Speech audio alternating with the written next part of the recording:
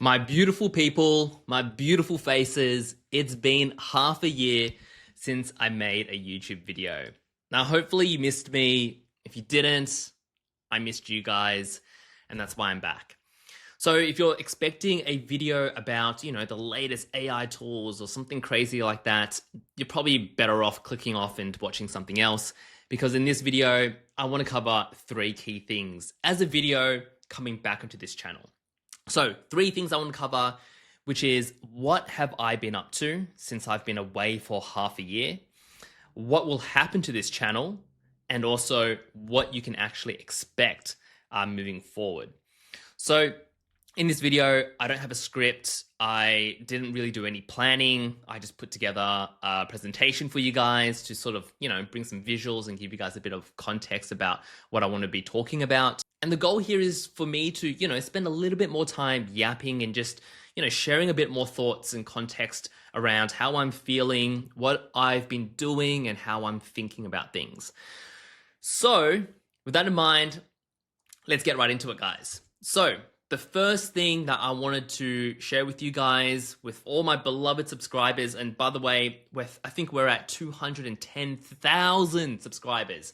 I think we gained an extra 30,000 subscribers when I was away, when I was literally not doing anything. So honestly, I just want to thank every single one of you guys for making this happen. The trust, the support behind the channel. And to be honest, that was one of the reasons why I decided to come back onto YouTube, because I just kept seeing this channel growing and I haven't been doing anything. So it goes to show that you guys really do, enjoy the content that I'm creating. You're finding it valuable, you're learning things. So you know what? That's a very strong reason for why I decided to come back as well. So the first thing that I wanted to share with you guys was, obviously, you can see I got married. So beginning of this year, I got to marry the love of my life. We had a very intimate wedding. So I think we had just over 100 people. It was in Sydney, Australia, and it was at this beautiful place called The Mint. And this is where they minted the first coin ever in Australia, I believe. Yes, I do believe that. But yeah, this was a very, very special day for me, because I think it was really, there were many reasons why, you want to get married, but one of the main drivers for why I wanted to expedite this day was for my grandparents. So my grandparents, that's my grandma on the left in her kitchen doing some, cooking, cleaning the dishes. And that's my grandpa in the backyard. I think they've had this house for well over 50, 60 years. I pretty much grew up with my grandparents because my parents were so busy. My grandma is 80 years old, or 79 to be exact, and my grandpa is 90 years old. So my grandpa actually said to me one of the weeks last year, he said to me at dinner, it's like, oh, when are you guys going to get married? Why, what are you waiting for? Don't wait for too long to get married. And I think the underlying message he was trying to tell me was, get married so I can witness the whole thing. And to be honest, I have so much respect for my grandparents. I think because I was raised under their roof for a large portion of my childhood, I was able to inherit and pick up a lot of the values, their traditional values that they have.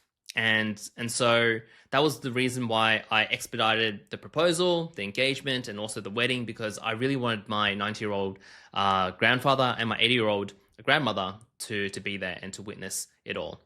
So that was on the day, it was meant to be, it was a very, very special day, but it was unexpectedly a very super emotional day for me. I cried a lot more than I thought I would have. I didn't even expect myself to cry in the first place, but I was just bawling my eyes out, especially during tea ceremony. So when we got married, as the Chinese culture is to have tea ceremony before the actual sort of ceremony and the reception. So the two families come together, you serve tea to the elders and to the ones who are married. And so, everyone I was fine serving tea to, but then once it got to my grandparents, I just was just uncontrollably just crying. Just like all these emotions. Yeah, it really hit me hard. But I felt as though because I just cried so much throughout the day, because of that moment, I think I got it all out. I was able to really get it all out, and yeah, I'm super grateful and I'm super happy with how the wedding turned out. Had all my best mates, my closest mates, and my family and friends there. So super day. Once the wedding was done, whoops, this happened. Partner and I went to Niseko, to Japan. We spent around a week in Niseko, and we just carved it up. That's something we love to do. We love to snowboard, and this was the second time we went to Japan to snowboard. The first time we went to Hakuba, which is a different place, and this time around we spent a week snowboarding in Niseko. I would say Hakuba is probably my favorite because in that area of Japan, they've still maintained a lot of the Japanese culture there. While Niseko, you can pretty much imagine American and Western businesses. So imagine Australian and American businesses. It's like as if they discovered this part of Japan where there's beautiful snow. They invested all this money into it, and they just built all these infrastructure there. So accommodation, hotels, restaurants, everything. It just felt like Australia and the US in some part of Japan. There was no real Japanese culture maintained there. So I do love the snow in Niseko. It was great fun, super awesome views, very beautiful place, very convenient and clean. But I do miss having the whole Japanese culture a part of it. So I think there are wins for both areas. So if you love snowboarding, you love skiing, Hakuba in Japan is great. Niseko here is also great, but they all have their own advantages. So this mountain here, you can see, is called Mount Yotai.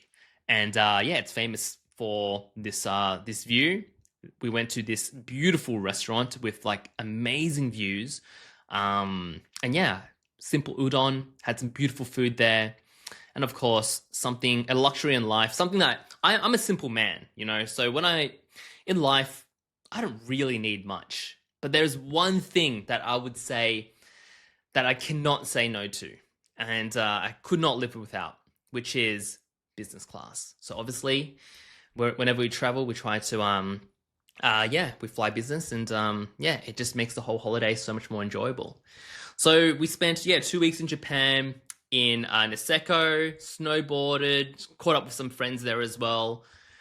And another thing I've been doing as well beyond that, so I got married, we went on this, I wouldn't even say it was a honeymoon, it was just like we wanted to travel, and it just so happened to be after the wedding, so we just sort of called it our honeymoon.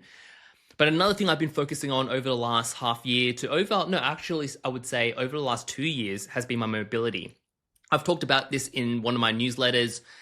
It's something that I think the Western culture have actually adopted, which is bad mobility. So because we spend so much time sitting at a desk doing computer work, at least for me, most of my life I was seated at a desk sort of doing computer work. And I think 2 years ago, I realized, damn, my mobility is shit. Like my hips were tight, they were constantly pinching, and just my overall mobility was just so rubbish and sad. So I committed. Over the last 2 years, I had multiple mobility trainers. I have been consistently doing activities like sports and different types of sporting activities to be more mobile and spend less time sitting down. So I was cycling for quite a bit, but I realized I was just going from an office desk to a seated position on a bicycle, and I was cycling for like 3-4 hours on the weekend, and it was just constantly sitting. So I changed it up. I picked up Muay Thai, so I've been doing that for around a year now. I also decided to run because previously, whenever I was running, I would always find issues in my knee. They started to hurt. Some part of my foot would be aching as well. So I pushed myself to, bubble up all the problems in my body, all the issues in my body, and doing Muay Thai and running surfaced all those issues. And now I would say I feel fucking good. Like, I ran my first half marathon with my wife.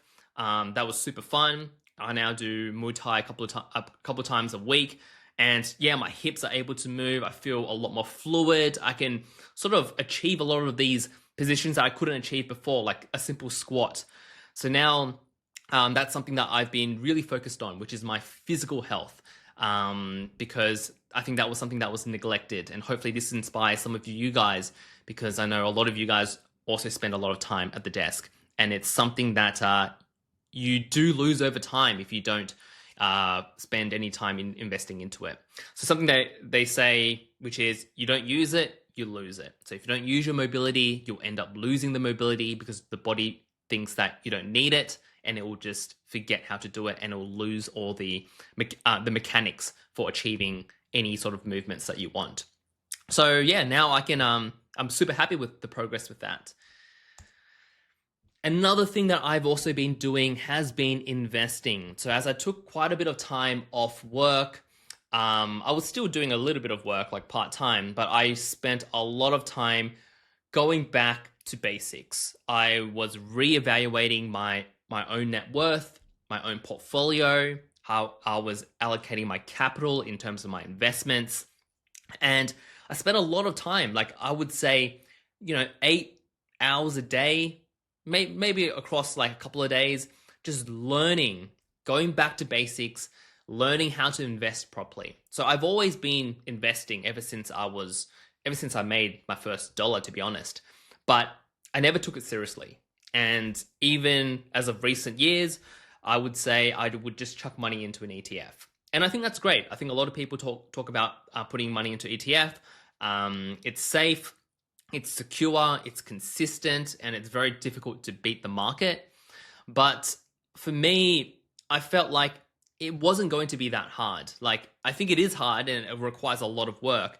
But if you have a passion in business, if you have some basic understanding of financials, if you're okay at mathematics, I did general maths, you can do very well in the stock market. So over the last, I would say, half year to 1 year, I went back, documented and tracked my entire net worth in terms of my real estate portfolio, my equities portfolio, my other portfolios that I have, and also my super and all the cash that I have. I really put it all into a Google spreadsheet and mapped it all out.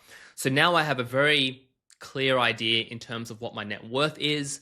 And I think through that process, I actually felt like this burden, like, off my shoulders, because for so many years, just constantly working and, like, I was making lots of money and that's great, but I never slowed down. I never took the time to really process, how much money do I have? Like, what should I be investing in? Do I need to be working so hard constantly?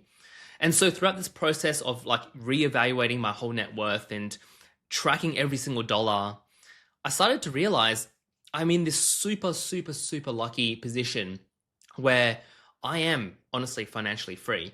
And even though I'm not, super yacht rich, I have plenty to keep myself, my family, secure and sustainable.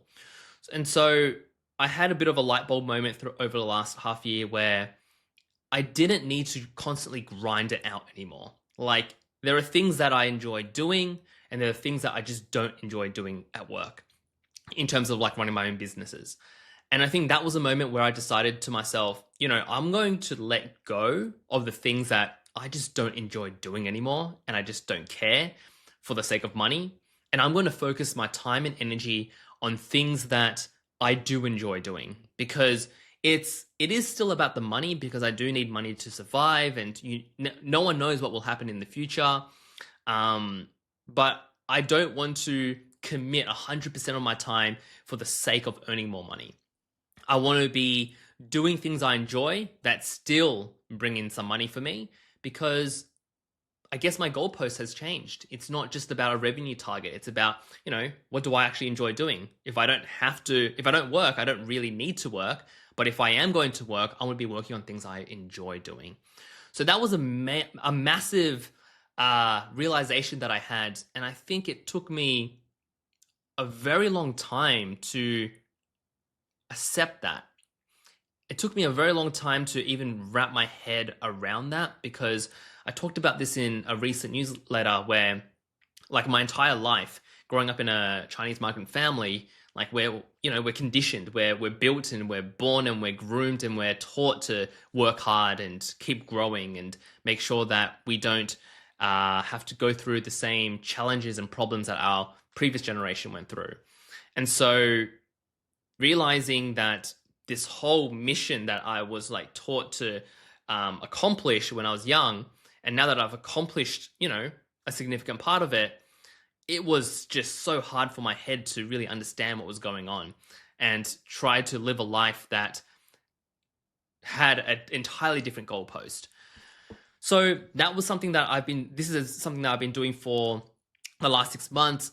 Every day I'm keeping up with the news, what's happening around in the world. And I think the advantage is that I genuinely love doing this stuff. I love staying on top of what's happening around the world, analyzing businesses and allocating capital, investing, seeing what the CEOs are doing, all that stuff. I love doing it. And the great thing here is that you can see just over the last year, I've done over 70, like nearly 70% or over 70% in terms of returns. And on average, an ETF will give you over the last X amount of years, the average is around like 8 to 10%. And like, I'm not going to say that I'm some sort of pro or some sort of, extremely brilliantly minded person, investor. I'm not. I'm just some ordinary guy who spent most of his life building products and has a passion for business and finance. And it is a lot of work. It is a lot of hard work. And you do need to have a very strategic mindset, but hey, you can achieve some crazy stuff if you really put your mind to it. So if you can imagine, let's say my portfolio is in the 7 figures, I've pretty much doubled my money in a year's time. So this is something that I've really been enjoying.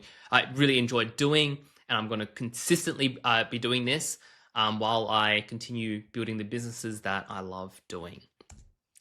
Now, another thing that I've also been doing has been my Figma Masterclass 2.0. I launched this, I think, maybe 2 months ago now. We've had a couple of hundred new people or students jump onto the new course, and all the other 8,000, I think 300 existing students got access to this course as well.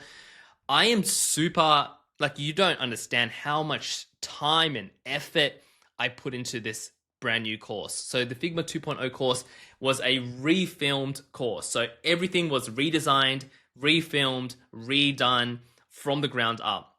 And when I launched it, when you launch a course, you have no idea how it's going to go. But I am super, super, super, super thankful that we've had around 30 different testimonials come through from the new customers or new students who have taken on the course. And it was just like testimonial after testimonial. It was just all like positivity. And I'm super grateful for this because I put so much bloody time into it. It was, I think it's around 20 hours worth of content, video content. So yeah, it honestly means the world to me. If you want to upskill in Figma, there is a link in the description. You can grab it. And yeah, this is something that I plan to continue doing, which is teaching my dedicated audiences what I've been learning and what I've been doing and everything that has helped me become successful, I guess, in my career. So some of the realizations over the last half year, if I was to really just like bring it down and condense it and simplify it for you, is I enjoy teaching when it's not my main focus. I think before I was, spending a lot of time, or most of my time was my full-time thing teaching. I was on YouTube, I was making courses. Now, I enjoyed it to an extent because what I realized was I actually miss being on the tools. Like I actually miss, coding, I miss designing, I miss solving problems, I miss talking to customers, I miss shipping new features, I miss that whole product development cycle. Like that's why I've been in the industry for so long is because I just genuinely love this shit. Like I love building cool shit, pushing it live and getting customers and users to use it. Like that's just what I love doing. And so over the last 4 or 5 years, I was spending too much time teaching. I was off the tools and I just felt very lost. I didn't know, what I should be doing. Like teaching is making lots of like really good money for me, but I was missing this whole part of building the product myself. I felt like was missed. And so now that you know that I'm married, kids are probably on the roadmap, probably the short term roadmap. And so like I have this opportunity, I have this window where I'm not tied down by finances. I don't have kids yet, and I realize I don't enjoy teaching full time. I do enjoy teaching part time, where I get to, still have time to do things I enjoy. This is where I thought to myself, I need to build the startup that I've always wanted. And that is like to build the product or build a product that I personally would be using every single day, pour my passion, my time and commitment into building this. And so if I do end up having kids, like this new startup or this product has already got the foundations going and I can, look after the kids while also building a cool startup on the side. And I think this is the window. Instead of wasting time and taking time off, I thought to myself, this is the perfect opportunity for me to capitalize on, to do the thing I've always wanted to do. Because for my last two businesses, which have done extremely well, made millions of dollars, one, it's an agency, which was helping other people build their products. And two, it's education, which is teaching other people how to design and think strategically like me. So two businesses were doing sort of the things I enjoy doing, but not really the thing I enjoy doing. And so this third business, this third chapter, I'm really thinking about doubling down, I've already been doubling down on this for the last 6 months, which is building my own products. And so what will happen to my YouTube channel? Like what's going to happen now that I'm sort of changing my direction? Well, I'm not really going to be changing the direction entirely because I will be back. I do miss that part-time teaching because I feel like it is fulfilling for me to be able to teach people, receive the messages every single day about like how I've been able to impact someone's life, how they've been able to get that pay rise, how they've been able to land that job. I enjoy that. But I want to have a format on YouTube which is a lot more sustainable. And so that's why in this video, I'm using presentations. I'm just using Figma myself to present these because I don't want to have to use some crazy camera setup with a video editor who's going to create all these animations. I have to provide feedback. We have to get this right. Then there's like 2-hour render time. Like I don't want all that logistics. I don't want all that the logistics and just making things harder for the sake of making things harder. I want something that's sustainable, that I can do easily. So my goal is just to share my thoughts with you guys. And the way and the process I get there should be simple and super lean. So I decided I want to just stick to simple Figma presentations and present my ideas in this way. And it allows me to create more videos and just less burnout. So this format is a lot more sustainable. I enjoy doing this as well. And instead of just focusing on creating tutorials one after the other, I actually want to be documenting my journey. So because I am still in the product space, I am designing and building my own product. This is just going to naturally broaden the topics, but it's still going to be relevant to everyone because I'm still going to be talking about design. We're going to be talking about probably marketing, SEO, business strategies, and I want to actually be documenting the process behind the scenes of how I'm building my own startup, my own product, and I'm applying everything I'm teaching in the real world. Because I think that is probably even more useful than doing a random tutorial around how to turn, a button blue in Figma. And so I think this is going to be a really interesting pivot. And I think it's going to allow me to maintain a weekly cadence for my YouTube videos, because I'm not going out of my way to, teach something new. I'm just sharing with you the process or the journey that I'm going through, and sharing with you the solutions and the mindset and the strategies that I'm thinking about to teach you. So I'm teaching you with real world scenarios and situations. So that's the plan for my YouTube channel. And so what am I doing right now? Like as of today, as of this week, what am I doing? So I've actually gone all in building products. I've just hired a head of engineering who's based in Sydney, Australia as well. And we've also got a full stack dev, and they're both full time in building the product that we've been building over the last 6 months.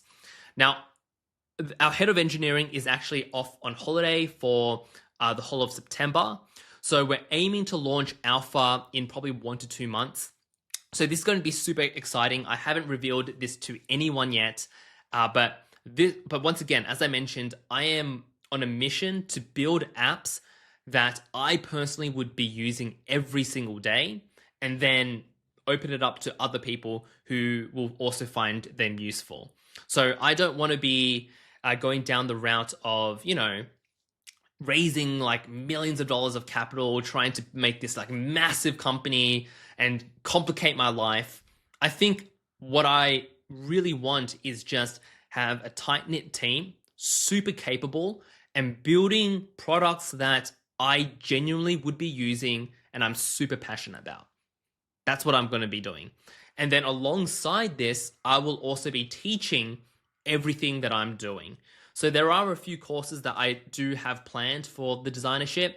But yeah, I will have to take some time to do them, because I just launched the new Figma course, redone 20 hours of content just a few months ago. So right now I'm fully focused on building out my own products. And finally, this just happened this morning. I did acquire my first company ever, and I will be revealing more details about this company in the coming weeks or months, because there is a few things that I want to tidy up first and fix up first before we make the announcement. But this company is related to the product that we have been building as well. So it was a strategic move in terms of the business and how I was allocating capital. But I think in the long run, this is going to be, a smart move looking back. But that's pretty much what I've been doing. I've really spent a lot of time disconnecting from work, because I needed to really figure out, like, what do I want in life? What's the way forward? And, why did I feel so demotivated for a long period of time?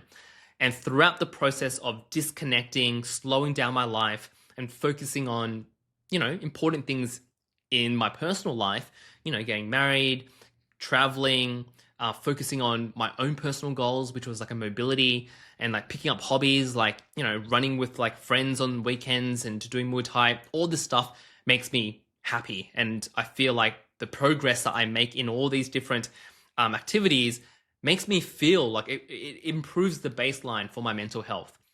So when I was able to really disconnect, focus on the things I enjoy doing, slow down my life, I realized and had this light bulb moment about what I want to be doing moving forward. And that's why over the last 6 months, I've been super focused in terms of work. And I feel like I'm procrastinating a lot less. I've really enjoyed working again, because I have a direction, I know what I want. And all this was made possible because I gave myself that breathing room. I gave myself that space to really think introspectively and understand what my mind and my heart really wanted. So hopefully this gave you guys a better understanding of what I've been doing over the last half year. Hopefully you're excited about what's to come, because I super am. I'm excited about the work I'm currently doing, and I'm excited about sharing this part of my journey, because I think most of this entire channel has been me just creating tutorials and teaching you guys very specific things and tools, but there is so much you can learn about someone else's journey.